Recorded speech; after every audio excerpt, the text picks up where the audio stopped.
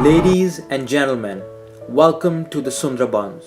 Lying on the Ganges Delta and on the Bay of Bengal, the Sundarbans is one of the largest mangrove forests in the world. It is home to exceptional biodiversity and an abundance of micro and macro flora and fauna.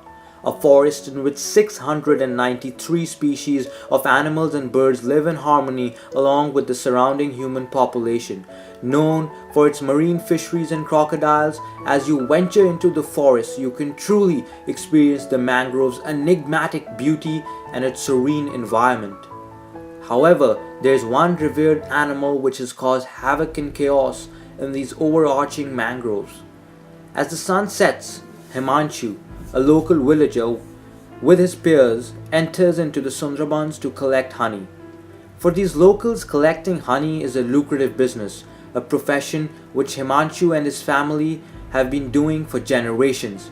But today, not all men who enter will return back to their families.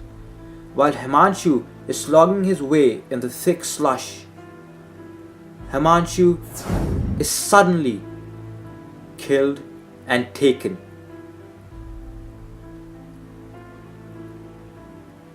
All that remains of him are a few drops of blood. But the mystery is, who could have murdered this 27-year-old man in broad daylight? On another instance, a few days later, in the open east waters, fishermen were working in small groups to catch fish, shrimps and crabs. And as the perfect night arrived, Arjun, one of the fishermen, was viewing the shoreline when the unexpected happened.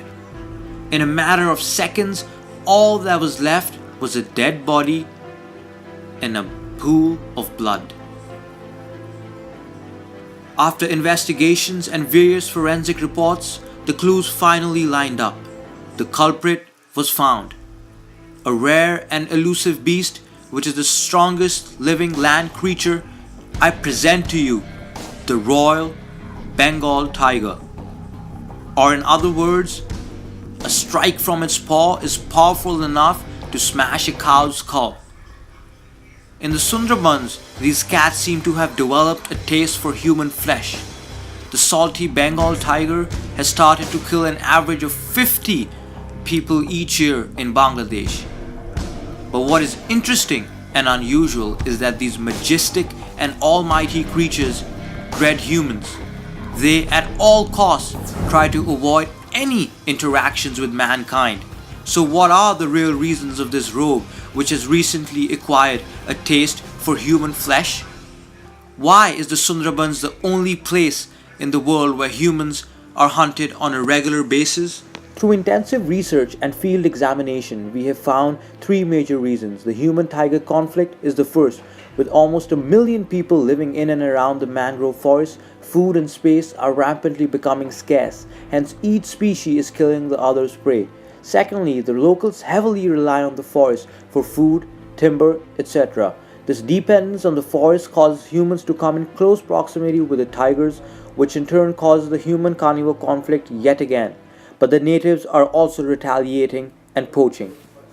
Another incentive for killing the tiger is that most of its body parts, like its teeth and even its whiskers, are highly valued in various illegal wildlife markets.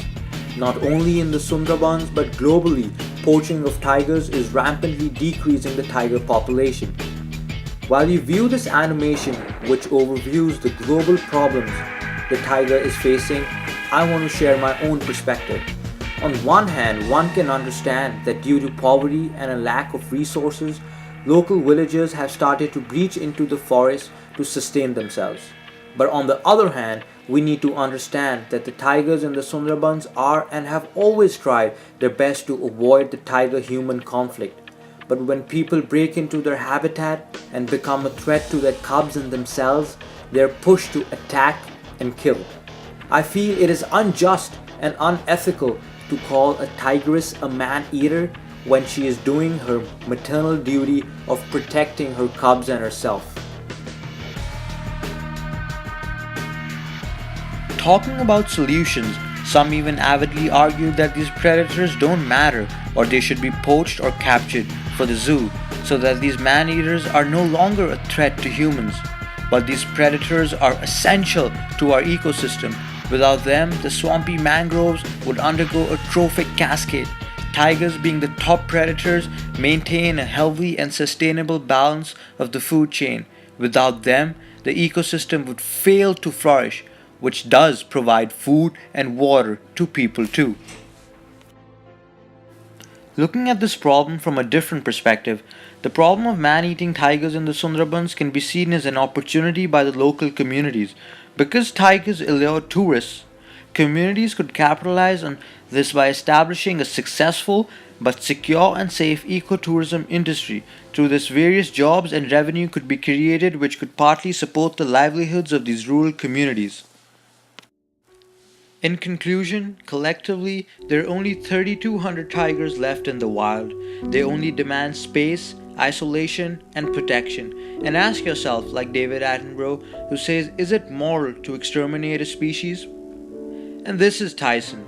He's a cute and furry 2 months old cub.